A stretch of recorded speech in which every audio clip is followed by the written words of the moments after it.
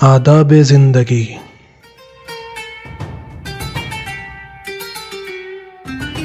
آداب خانیداری، سفر کے احکام، لباس کے آداب اور بھی دیگر آداب جاننے کے لیے دیکھیے تہذیب الاسلام۔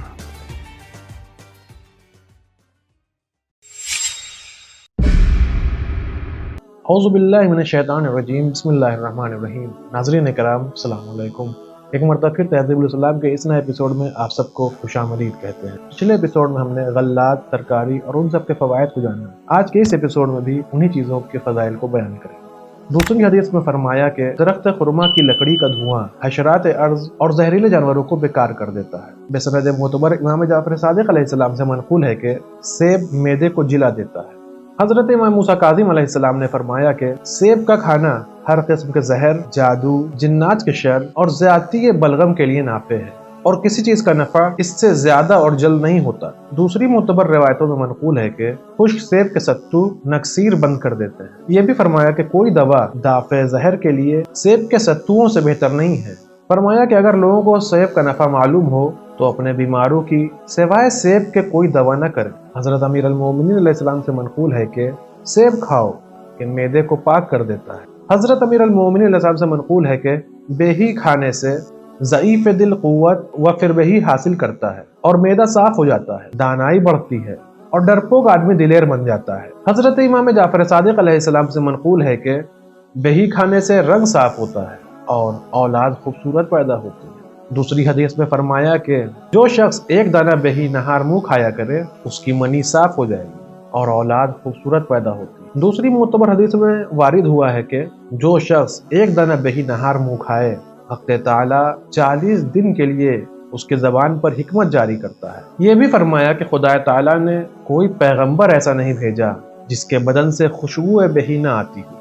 یہ بھی فرمایا کہ دانے بہی کھانا غم والے کے غم کو اس طرح دور کر دیتا ہے جس طرح ہاتھ سے پیشانی کا پسینہ صاف کر دیتے ہیں۔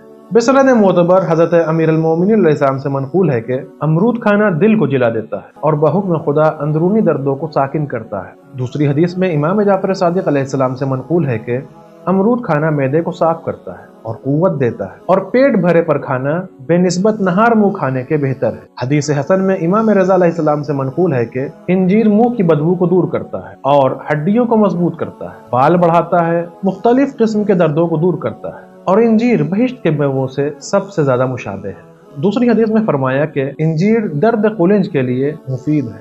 حضرت امیر المومنین علیہ السلام سے منقول ہے کہ انجیر کھانے سے سدے نرم ہو جاتے ہیں اور ریاح و قولنج کو نفع پہنچتا ہے۔ یہ بھی فرمایا کہ دن میں کھاؤ تو زیادہ کھاؤ اور رات میں کھاؤ تو کم کھاؤ۔ منقول ہے کہ انجیر بواسیر اور درد نقرس کو دور کرتا ہے، جسمانی قوت کو بڑھاتا ہے۔ زیادہ قندی سے منقول ہے کہ میں حضرت امام موسیٰ کاظم علیہ السلام کی خدمت میں گیا۔ میں نے دیکھا کہ حضرت کے پاس ایک برتن پانی کا رکھا ہے جس میں آلو بخارے پڑے ہیں۔ فرمانے لگے مجھ پہ حرارت غالب ہو گئی ہے۔ تازہ آلو بخارے حرارت کو کم اور صفرا کو ساکن کر دیتے ہیں، اور خشک آلو بخارے خون کو ساکن کرتے اور ہر قسم کے درد کو بدن سے نکال دیتے ہیں۔ حدیث معتبر میں منقول ہے کہ حضرت امام جعفر صادق علیہ السلام نے کسی شخص سے دریافت کیا کہ تمہارے طبیب ترنج کے بارے میں کیا کہتے ہیں؟ اس نے عرض کیا کہ وہ کہتے ہیں کہ کھانے سے پہلے کھانا چاہیے۔ فرمایا میں کہتا ہوں کہ کھانے کے بعد کھایا کرو۔ دوسری حدیث میں فرمایا کہ ترنج کھاؤ کہ آل محمد اسے کھاتے رہے ہیں۔ یہ بھی فرمایا کہ روکھی روٹی ترنج کو ہضم کر دیتی ہے۔ حضرت امام رضا علیہ السلام سے منقول ہے کہ حضرت رسول خدا صلی اللہ علیہ وآلہ وسلم کو سبز ترنج اور سرخ سیب کا دیکھنا بہت پسند تھا۔ عرب لیمو اور نارنگی کو بھی ترنج کہتے ہیں۔ بعض حدیثوں میں کشمش کی تعریف بھی آئی ہے۔ حضرت امام جعفر صادق علیہ السلام سے منقول ہے کہ سنجد جو کہ ایک قسم کا میوہ ہے جو عناب سے مشابہ ہوتا ہے، فرمایا سنجد کے گودے سے گوشت بنتا ہے، اس کے چھلکے سے پوست، اس کی گٹھلی سے ہڈی۔ سنجد کا کھانا گردوں کو نرم کرتا ہے، معدے کو صاف اور بواسیر کے لیے نافع ہے، اور پیشاب جو بار بار قطرہ قطرہ آتا ہو اس کو فائدہ بخشتا ہے اور پنڈلیوں کو قوت دیتا ہے اور مرض بالخورا کو دور کرتا ہے۔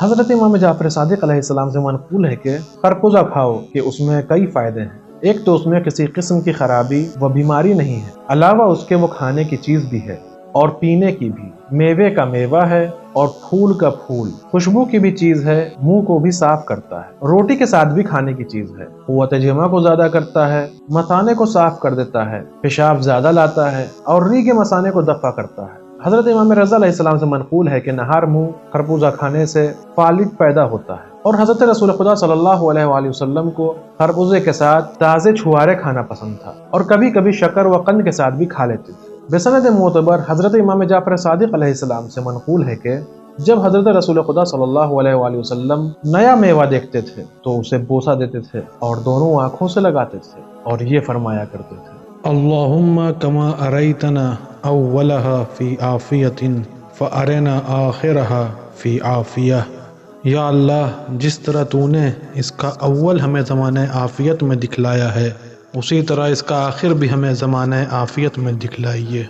دوسری حدیث میں حضرت رسول خدا صلی اللہ علیہ وآلہ وسلم سے منقول ہے کہ جو شخص کوئی میوہ کھائے اور کھانے سے پہلے بسم اللہ کہہ لے تو وہ اسے نقصان نہ پہنچائے گا۔ حضرت امام جعفر صادق علیہ السلام سے منقول ہے کہ حضرت امیر المومنین علیہ السلام کے سامنے کبھی ایسا خوان نہیں آیا جس میں سبزی نہ ہو، اور حضرت نے یہ بھی فرمایا کہ مومنوں کے دل سبز ہیں اور سبزی کی طرف مائل ہوتے ہیں۔ یہ بھی فرمایا کہ جو شخص رات کو اس حالت میں سوئے کہ 7 پتے سبز کاسنی کے اس کے معدے میں پہنچ چکے ہوں تو وہ اس رات میں درد قلنج سے محفوظ رہے گا۔ جس شخص کو یہ منظور ہو کہ اس کا مال اور اولاد زیادہ ہو، وہ سبز کاسنی زیادہ کھایا کرے۔ دوسری حدیث میں فرمایا کہ سبز کاسنی بہت ہی اچھی سبزی ہے، اس کا ایک پتا بھی ایسا نہیں ہے کہ جس پر آب بہشت کا ایک قطرہ نہ ہو، بس مناسب ہے کہ اسے کھاتے وقت حرکت نہ دیں۔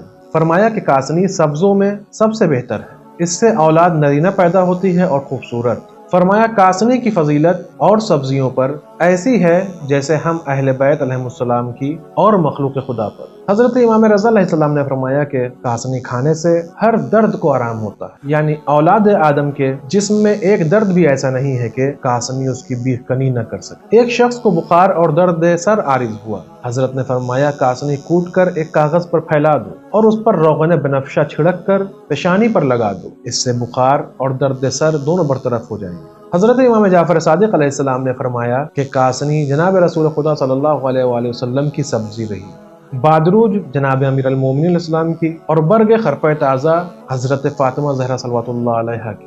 بادروج کی تعریف میں بہت سی حدیثیں آئی ہیں، من جملہ ان کے یہ بھی آیا ہے کہ کھانے سے پہلے اسے کھانا چاہیے کہ سدے کھولتا ہے، بھوک بڑھاتا ہے، مبادل کے لیے نافع ہے، ڈکار خوشبودار لاتا ہے، مرض بالخورہ سے نجات دیتا ہے، اور جب پیٹ میں پہنچ جاتا ہے تو ہر قسم کے درد کو دور کرتا ہے، اور بادروج ایک پہاڑی بوٹی ہے۔ معتبر روایت میں امام موسیٰ کاظم علیہ السلام سے منقول ہے کہ ایک شخص کو طحال کا عرضہ ہوا، فرمایا کہ اسے تیرا گنا ساگ 3 روز کھلا دو، اس حکم کی تعمیل ہی سے اسے صحت ہو گئی۔ حضرت امام جعفر صادق علیہ السلام سے منقول ہے کہ تیرا کا ساگ کھاؤ، اس کے 4 خواص ہیں: منہ کی بدبو دفع کرتا ہے، زہریلی ہوائیں بدن سے خارج کرتا ہے، بواسیر کھو دیتا ہے، اور جو شخص اس کے کھانے کی مداومت کرے گا وہ بالخورے اور جذام سے محفوظ رہے گا۔ منقول ہے کہ حضرت امیر المومنین علیہ السلام تیرا کا ساگ پسے ہوئے نمک کے ساتھ تناول فرمایا کرتے تھے۔